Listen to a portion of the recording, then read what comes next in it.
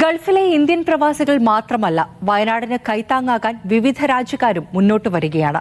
മുഖ്യമന്ത്രിയുടെ ദുരിതാശ്വാസ നിധിയിലേക്ക് സംഭാവന നൽകാൻ UAE സ്വദേശികൾ മുതൽ പാകിസ്ഥാനി പൗരൻ വരെ സന്നദ്ധരായി.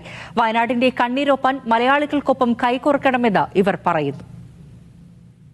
മലയാളം പറഞ്ഞ് മലയാളികളെ ഞെട്ടിക്കാറുള്ള ഇമറാത്തി സഹോദരിമാർ നൂറ അൽ ഹിലാലിയും മറിയം അൽ ഹിലാലിയുമാണ് മുഖ്യമന്ത്രിയുടെ ദുരിതാശ്വാസ നിധിയിലേക്ക് പണമയച്ച് പൊരുതുന്ന വയനാടിന് ആദ്യം ഐക്യദാർഢ്യം അറിയിച്ചത്.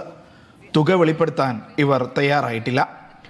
അജ്മാനിലെ പ്രവാസിയും സോഷ്യൽ മീഡിയ താരവുമായ തൈമൂർ താരിഖാണ് വയനാടിനെ നെഞ്ചോട് ചേർത്ത് പിടിച്ച പാകിസ്ഥാനി പൗരൻ.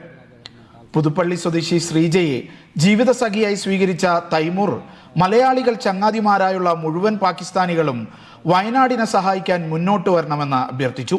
हमारा केरला में वायनाड का एरिया में बहुत बड़ा लॉस हुआ. एक सैड न्यूज़ है, लैंडस्लाइडिंग हुआ जिसमें बहुत सारा लॉस हो गया. हमारा भाई बहन लोग बहुत डेथ हो गया. बहुत लोग सफ़र कर रहे हैं अभी तक भी, खाने के लिए, ट्रांसपोर्टेशन के लिए, उनका मतलब घर के लिए बहुत सा वो लोग सफ़र कर रहे हैं. तो उसके लिए इंशाल्लाह मैक्सिमम जितना भी आप लोग हमारा जो भी वीडियो देख रहे हैं पाकिस्तानी लोग, मैं हम लोगों से भी जितना हो सका हम लोगों ने डाला.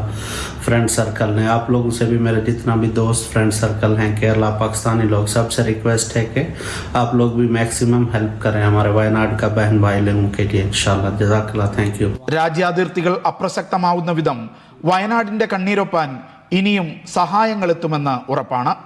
Media 1 Dubai.